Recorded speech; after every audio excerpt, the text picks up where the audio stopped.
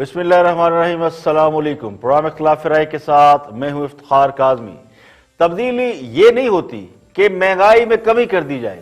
तब्दीली ये भी नहीं होती कि अवाम को सेहत और तालीम की सहूलियात फराहम कर दी जाए।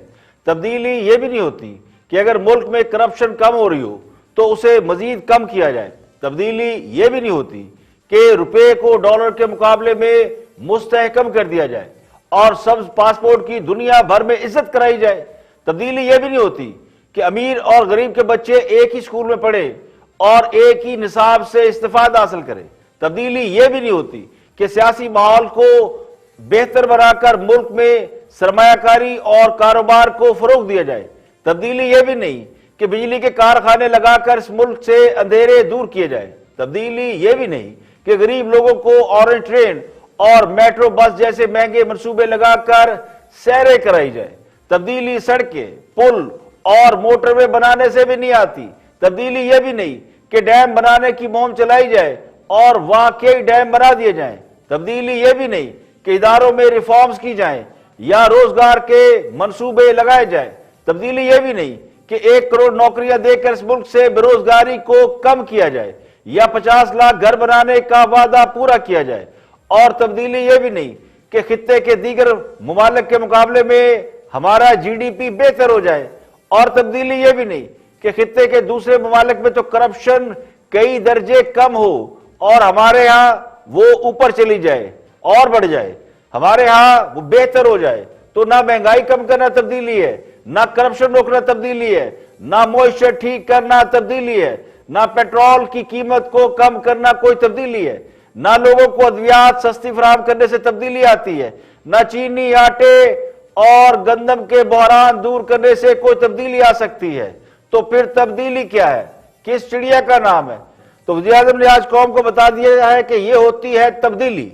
बड़ा लाहौर का कब्जा ग्रुप जिसकी पुश्त पे पिछड़ा वजीर आजम और उसकी फैमिली खड़ी थी, जो उनके होते हुए जमीन कब्जा हो रही थी, बल्कि उन्होंने उसको तहफ़्फ़ुज़ दिया।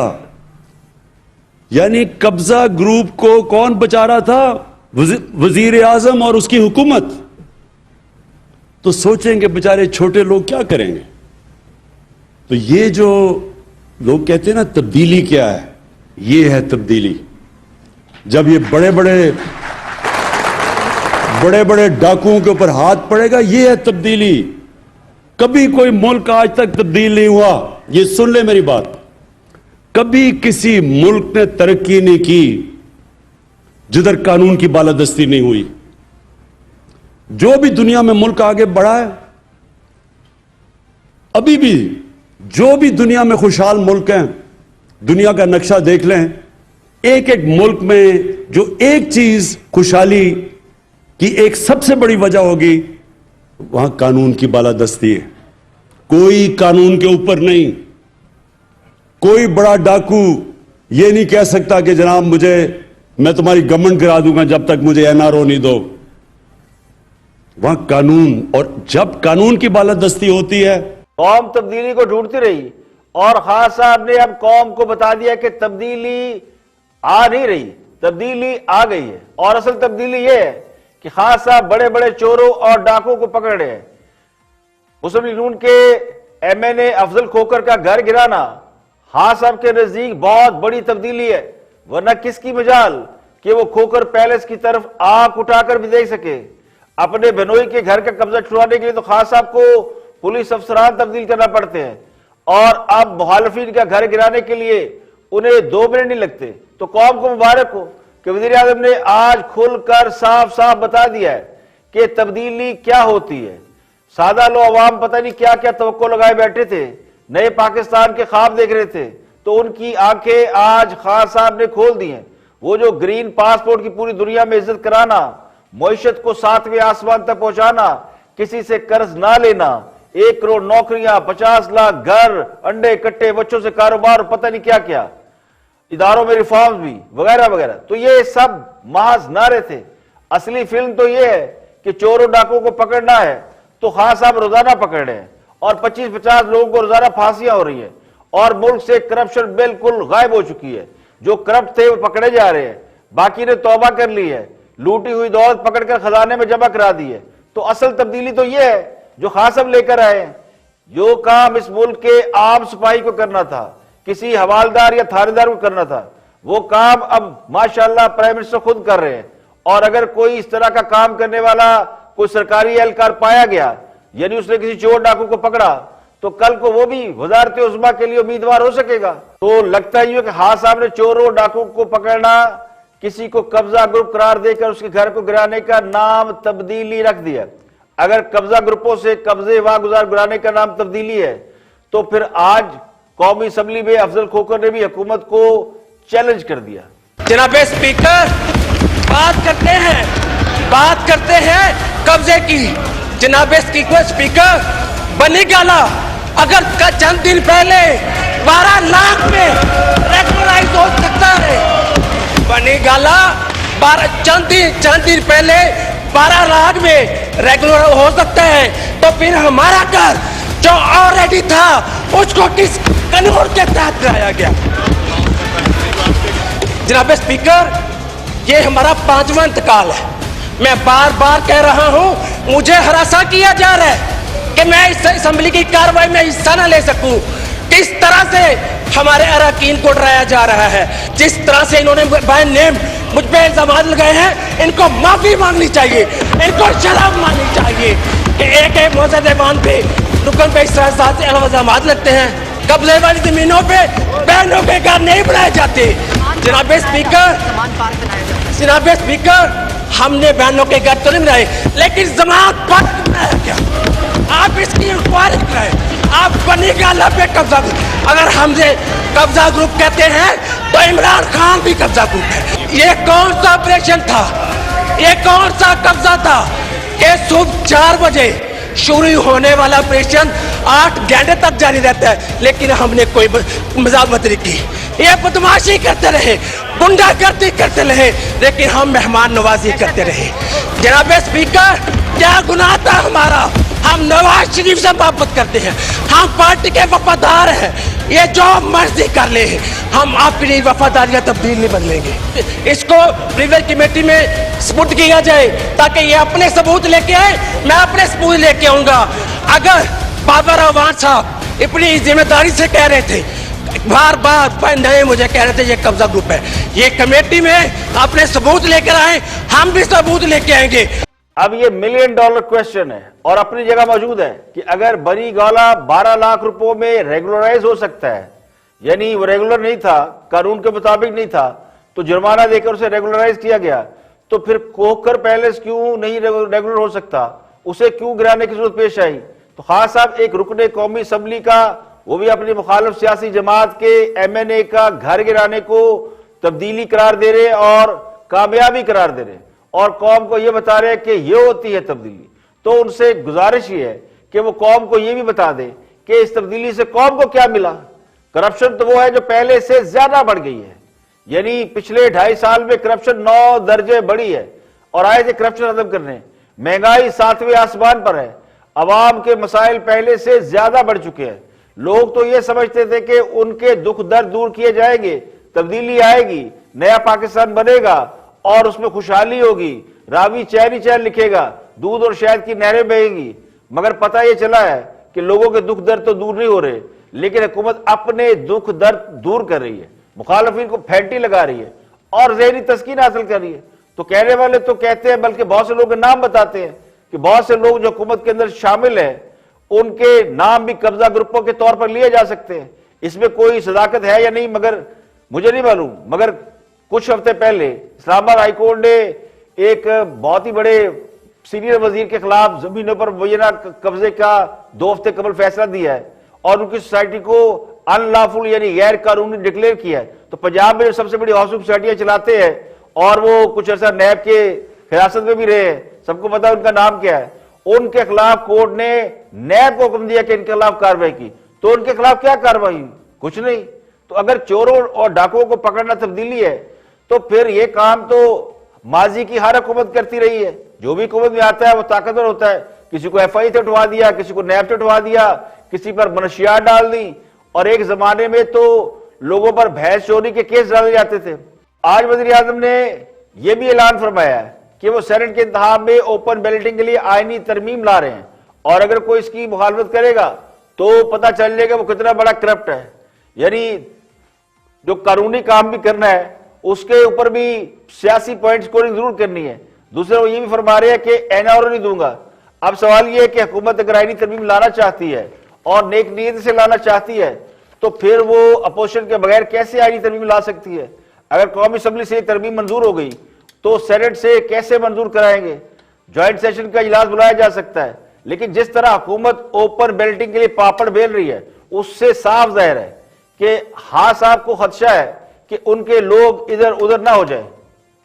और आखिरी खबर यह कि प्राइम मिनिस्टर ने आज ये ऐलान किया कि उन्होंने ट्रांसपेरेंसी इंटरनेशनल की रिपोर्ट पढ़ी नहीं, क्योंकि पूरे मीडिया पे ये बात खुलकर सामने आई। कल वो कह रहे थे कि ये रिपोर्ट जो है वो माजी की हुकूमतों के हवाले से, मेरे दौर में तो करप्शन हुई नहीं, लेकिन जब आज मीडिया ने खुल के बता दिया और डॉक्यूमेंट भी सामने आ गए कि ये मौजूदा दौरे हुकूमत के हवाले से ही रिपोर्ट है, तो खान साहब ने इस पर भी बहुत बड़ा यू टर्न ले लिया है। यहाँ पे लेंगे एक ब्रेक, और ब्रेक के बाद वापस आएंगे और भी हम मौजूद आपके साथ शेयर करेंगे। हमारे साथ रहिएगा।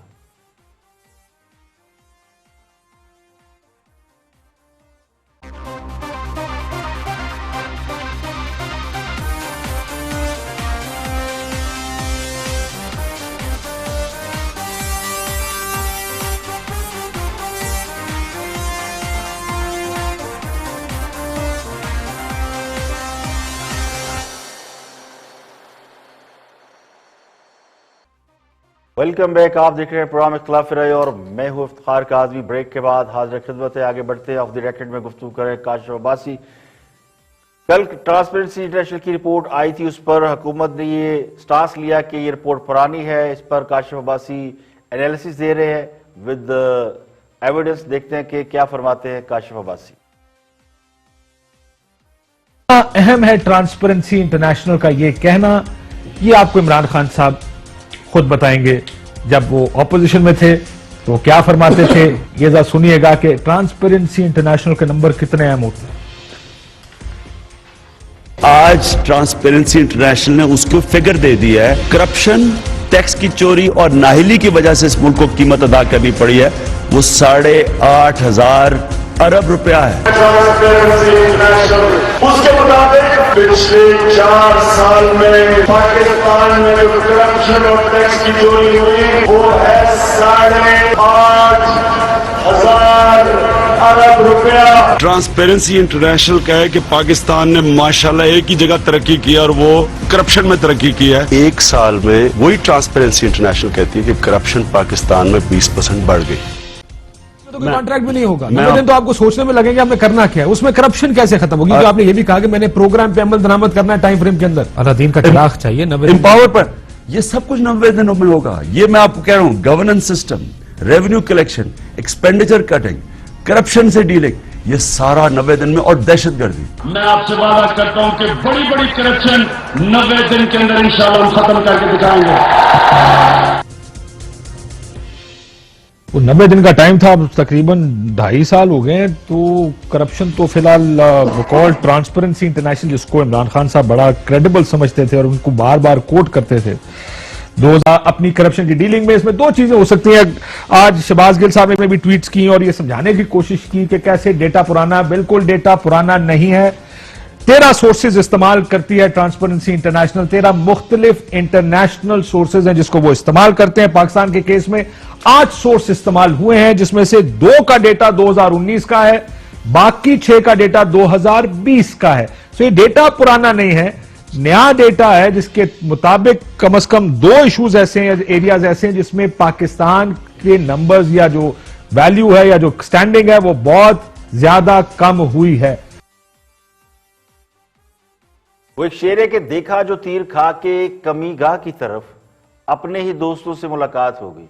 तो तब्दीली सरकार के नीम सरकारी टीवी ने भी ये तस्लीम कर लिया है कि करप्शन के हवाले से ट्रांसपेरेंसी इंटरनेशनल का डेटा हालिया दौरे हुकूमत का है। तो हुक्मरान जवाद ने ट्रांसपेरेंसी की करप्शन के हवाले से रिपोर्ट को साबका हुकूमतों में डालने की कोशिश की। यानी उनका ख्याल था कि ये नवाज शरीफ दौर की करप्शन है जिसको ट्रांसपेरेंसी ने इन पर डाल दिया है। बल्कि मुखालफिन को ये ताने भी दिए गए कि उन्हें चूंकि अंग्रेजी नहीं आती इसलिए वो रिपोर्ट का तर्जमा नहीं कर सके। तो अब उनके अपने हमायती मीडिया ने यह बात अवाम के सामने खोल के रख दी है कि डेटा पुराना नहीं है, और ट्रांसपेरेंसी इंटरनेशनल की जिसको खुद खान साहब हमेशा मोतबर करार देते थे, तो उन्हें मान लेना चाहिए कि उनके दौरे हुकूमत में करप्शन बढ़ी है और ट्रांसपेरेंसी की रिपोर्ट दुरुस्त है। लेकिन अगर हुकूमती वज़रा और तर्जमान ये बात मान ले, ये तो फिर ये जो 40-50 जुबानों के कारीगर लोग तर्जमानों के रूप में भर्ती किए गए हैं, जिन्हें बहुत से लोग किराए के तर्जमान भी कहते हैं, तो उन्होंने तो अपनी नौकरी करनी है, तो वो कैसे कह देंगे कि खान साहब के दौरे हुकूमत में करप्शन बढ़ी है। हालांकि उनके अपने एमएनए और एमपीए कानों को हाथ लगाते फिर रहे हैं, तौबा तौबा कर रहे हैं कि इतनी करप्शन तो पिछले 30-40 साल दौरे हुकूमतों में नहीं हुई जितनी अब हो रही है। अब बहुत से लोग तो ये कहते हैं कि खान साहब तो करप्ट नहीं है, लेकिन उन्होंने अपने आसपास ऐसे बंदे रखे हुए जो फुल बहती गंगा में हाथ धो रहे हैं। और शहबाज गुल साहब का सितारा मुझे लगता है कि गर्दिश में है। कल उन्होंने शिबली फराज साहब से अपनी इज्जत अफजाई कराई, आज पूरा मीडिया उनका झूठ सामने ले आया, तो हैट्रिक चांस मौजूद है, देखते कि हैट्रिक होती है कि नहीं। और आगे बढ़ते हैं, और एंकर पर्सन है और तजिया निगार भी हैं, जर्नलिस्ट भी हैं, बहुत सीनियर जर्नलिस्ट है हामिद मीर, वो तजिया दे रहे हैं सियासी हालात के ऊपर। देखते हैं कि उनका तजिया क्या है। वॉच हामिद मीर। दो असम्बलियों का जो हिस्ट्री है, यानी कि पिछले 10 साल की जो पाकिस्तान की पार्लिमानी सियासी तारीख है, वो हमें यह बताती है कि 2008 में जब पाकिस्तान पीपल्स पार्टी की हुकूमत आई तो असम्बली ने और हुकूमत ने टेन्योर पूरा किया, लेकिन वजीर आजम दो थे, पहले गिलानी साहब फिर परवेज अशरफ। उसके बाद 2013 में मुस्लिम लीग नून की हुकूमत आई, मुस्लिम लीग नून की हुकूमत ने टेन्योर पूरा किया, लेकिन वजीर आजम दो थे, पहले नवाज शरीफ साहब, उसके बाद शाहिद खान अब्बासी साहब। तो अब मैं समझता हूं कि अगर चेहरा तब्दील होता है तो बेशक हो जाए, लेकिन तहरीक इंसाफ की हुकूमत को अपना टेन्योर पूरा करने का मौका मिलना चाहिए, क्योंकि पिछली दो असम्बलियों में भी ये हुआ है, तो ये हैट्रिक होनी चाहिए और ये तीसरी असम्बली में भी ऐसा होना चाहिए। लेकिन ये तो मेरी जाती ख्वाहिश है कि तहरीक इंसाफ की हुकूमत अपना टेन्योर पूरा करे। तहरीक इंसाफ को खुद भी तो कोई ऐसा काम करना चाहिए ना कि उनकी हुकूमत अपना टेन्योर पूरा करे। वो क्या कर रहे हैं? तो वो जो कर रहे हैं वो आपके सामने है। और सबसे बड़ा सूबा पंजाब जो है वो इतने अरसे के बाद अदर देन मुस्लिम लीग नून किसी को मिला है, और जिस तरीके से पंजाब को चलाया जा रहा है वो आपके सामने है। और जिस तरीके से तहरीक इंसाफ के जो एमपीएस हैं पंजाब असम्बली में, वो जाके परवेज लाई साहब के सामने शिकायतें लगा रहे हैं उस्मान बुजदार साहब की, तो ऐसे तो हुकूमत नहीं ना चलती। तो अगर इमरान खान साहब जो है वो मरकज में अपनी हुकूमत को घसीटते रहे और पंजाब जो है वो उनके साथ ना चल सके, तो फिर अगर ये अपने 5 साल पूरे कर भी लेंगे तो 5 साल के बाद ये लोगों को जाके क्या दिखाएंगे। तो मैं समझता हूं कि इस वक्त इमरान साहब का जो सबसे बड़ा मसला है वो उस्मान बुजदार है, मसला नंबर 1 है। वो नहीं मान रहे, ये उनकी मर्जी है, और अगर वो नहीं मान रहे और उन्हें जिद पे अड़े रहना है तो मेरा ख्याल है वो अपने आप से दुश्मनी कर रहे हैं। देखिए, खान साहब का सबसे बड़ा मसला कोई और नहीं, खुद खान साहब है। ना उनका मसला उस्मान बुजदार है ना कोई और है। असल मसला खुद इमरान खान है, जिनकी हर बात में सिर्फ सियासी मुखालफिन की बेखुनी के अलावा कुछ नहीं है। मेरा गुमान ये कि खान साहब को शायद इसलिए लाया गया था कि वो पुराने सियासतदानों को सबक सिखाएं। वो सियासतदान जिन्होंने अपने मौसनों को आंखें दिखाना शुरू कर दी थी, या जिन्हें जमहूरियत का कुछ ज्यादा ही बुखार चढ़ गया था, जिनका ख्याल यह था कि उन्होंने बड़ी तवील जद्दोजहद से बहुत से मार्शल्लाह के अदवार देखे हैं, उसके बाद वो कामयाब हो गए, यानी जमहूरी ताकतें कामयाब हो गई हैं। चूंकि पिछली दो हुकूमतों ने 5-5 साल मुकम्मल कर लिए, चाहे 2 वज़ीर आज़म के साथ मुकम्मल किए, लेकिन जमहूरियत का और जमहूरी लोगों का हक तस्लीम कर लिया गया है। अब आइंदा कोई भी ताले आजमा अवाम के जमहूरी हकूक पर डाका डालने नहीं आएगा। तो ये थी उनकी गलतफहमी, तो गलतफहमी दूर करना भी जरूरी था। खान साहब के जरिए वो गलतफहमी दूर की जा रही है। अब खान साहब कम अज कम वो गलती खुद नहीं कर रहे जो साबका हुक्मरानों ने की, जो खुद को अवाम का खादम और जमहूरियत का लंबरदार समझने की गलतफहमी में मुब्तला हो गए थे। तो खान साहब का टारगेट ही सियासतदान है, जो मुझे लगता है। आप कोई इसको माने या ना माने, या मेरी राय से कोई मुत्तफिक हो या ना हो, मगर मुझे लगता है कि उनका फोकस सिर्फ सियासतदान है। उन्हें कारकर्दगी या गवर्नेंस का कोई उनको प्रॉब्लम नहीं है। तो उन्हें क्या फिक्र उस्मान बुजदार को लगा दें या किसी और को लगा दें, बुजदार हो या कोई हवलदार हो। हाँ साहब अगर उन्हें खुश करने में कामयाब हो गए जो उन्हें लाए थे, तो फिर उनका ख्याल ये कि अगली नौकरी भी पक्की। अगर खान साहब उन्हें नाराज करने की गलती करेंगे तो फिर उनका अंजाम भी वैसे ही होगा जैसा पिछली हुकूमतों का हुआ। हर हुकूमत में एक वजीर आजम के होते हुए दूसरा वजीर आजम आ गया, तो हो सकता है ऐसा भी हो। लेकिन मुझे भी लगता है कि खान साहब अगला इलेक्शन कारकर्दगी की बुनियाद पर नहीं, सर्विस की बुनियाद पर लड़ना चाहते हैं। यहां पे लेंगे एक ब्रेक, और ब्रेक के बाद वापस आएंगे और भी हम मौजूद आपके साथ शेयर करेंगे। हमारे साथ रहिएगा।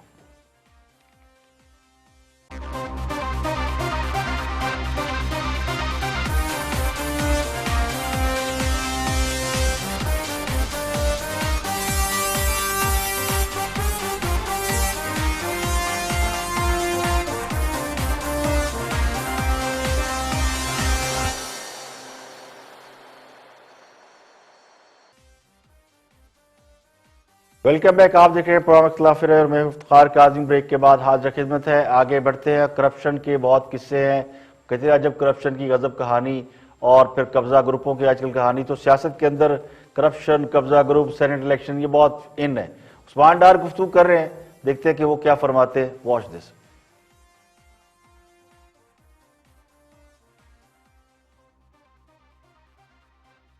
फारग हो गए शरीफ खानदान वाले, करोड़ 1.5 करोड़ रुपए के मचलके ही नहीं खुद दे सकते। भाई शहबाज शरीफ साहब अपने भाई का गारंटर है, मचलका नहीं दे सका। क्या किया है? कहां इतनी दौलत लेके इन्होंने जानी है कि खोखर आके अदालतों में इनके स्टाम्प भर रहे हैं करोड़ों रुपए के। जब्त कर लें बाकी सरकार। मैं बता रहा हूं तो किस हद तक ये सरपरस्ती करते रहे हैं कब्जा ग्रुपों की। ये तैयारी करें, जिस तरह नाम सामने आ रहे हैं जुबैर साहब को तो प्रोग्राम में बैठने के लिए ये शर्माएंगे कि हम क्या मुंह लेके जाएंगे कि हम हमारे लोग करते क्या रहे हैं। ये इनकी गवर्नमेंट का वतीरा रहा है। अब दूसरी तरफ देखें, खुद ये सारी तबाही बर्बादी, एहतसाब ठीक नहीं है। मुझे एक कोई ऐसा फैसला मलिक साहब ये बता दे, पाकिस्तान के हमारे अजीम जजों ने जो फैसले दिए हैं अदालत के, ये नहीं वो मानते। मेरी और आपकी बात ये मानेंगे। इनको मियां नवाज शरीफ लंदन से फोन करके कह दें, जुबैर आपने सुबह जाकर या कल टॉक शो में बात करनी है कि आज सूरज मगरब से निकला था और गुरूब मशरक में हुआ था। ये लोग रात को टॉक शो में ये बातें कर रहे होंगे।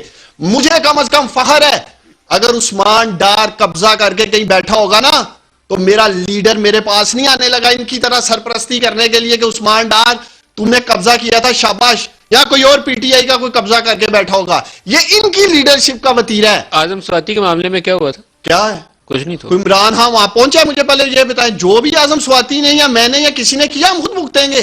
कम से कम मेरा लीडर नहीं जाने लगा इनकी तरह। देखिए, सियासी जमातें कब्जे नहीं करती। ये मैं आपको बिल्कुल पढ़ी लिखी बात बता रहा हूं, अपनी मालूमात की बुनियाद पे बता रहा हूं कि जो बड़ी सियासी जमातें हैं वो कब्जे नहीं करती, ना ही वो कब्जा ग्रुपों की सरपरस्ती करती है। इससे उनका वोट बैंक डैमेज होता है।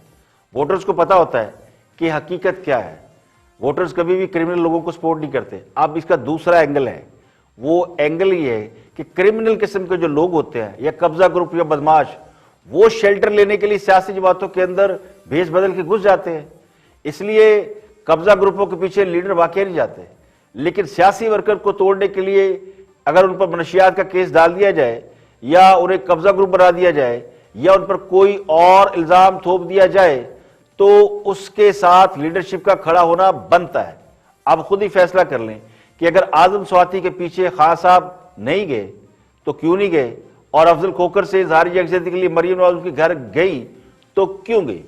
अब जिन्हें सियासत में दाखिला लिए जुम्मा 4-6 दिन हुए हैं, 8 भी नहीं मैं कह सकता, वो ये बात कब समझेंगे कि इन बेचारों को, जिन बेचारों को खुद खान साहब को समझाना पड़ता है, रोज बिठाते हैं खान साहब, तर्जमानों का इजलास बुलाते हैं और फिर बताते हैं कि आज आपने करना क्या है। वो कहते हैं ना पिछली पढ़ाई पढ़ना, तो पहले वो पढ़ाई खान साहब पढ़ाते हैं, फिर आके ये टीवी पे बैठ के लोगों को समझाते हैं। तो जिन्हें खुद खान साहब समझाते हैं कि आज उन्होंने मुखालिफिन के खिलाफ क्या बोलना है, वो दूसरों पर ये इल्जाम लगाते हुए अच्छे नहीं लगते कि वो अपनी लीडरशिप की बातों से, यानी अपने लीडरशिप की बातों से इनहराफ नहीं करते या उनसे वो कोई उनके खिलाफ कोई राय नहीं रखते। वो कहते हैं ना पंजाबी की मिसाल है कि पहले अपनी मंजी थल्ले डांग फेरो। और मैं एक और मिसाल भी देता हूँ कि जो मुर्गी ज्यादा कुड़कुड़ करती है ना और वो अंडे ना दे रही हो, तो फिर उसका एक ही हल होता है, उसकी सिर्फ चिकन कढ़ाई बनती है। और आपको एक और खबर दे कि जनाब 1 फरवरी से पेट्रोलियम मसनूआत की कीमतों में इजाफा हो रहा है। ओगरा ने पेट्रोलियम मसनूआत की कीमतों में इजाफे के लिए समरी भेजी है और ये कहा है कि डीजल की कीमत में 10 रुपए और पेट्रोल की कीमत में 12 रुपए इजाफे की तजवीज दी गई है। मट्टी का तेल 7 रुपए, लाइट डीजल 5.5 रुपए फी लीटर महंगा करने की भी तजवीज दी है। ओगरा ने सबरी 30 रुपए फी लीटर लीवी की बुनियाद पे तैयार की है और ये कहा जा रहा है कि जी खत्मी मंजूरी जो है वो वजीर आजम देंगे, लेकिन डरने की कोई जरूरत नहीं, क्योंकि 12 रुपए इजाफा नहीं होगा। ये मैं आपको पूरी गारंटी से बता रहा हूं और तजर्बे की बुनियाद में बता रहा हूं।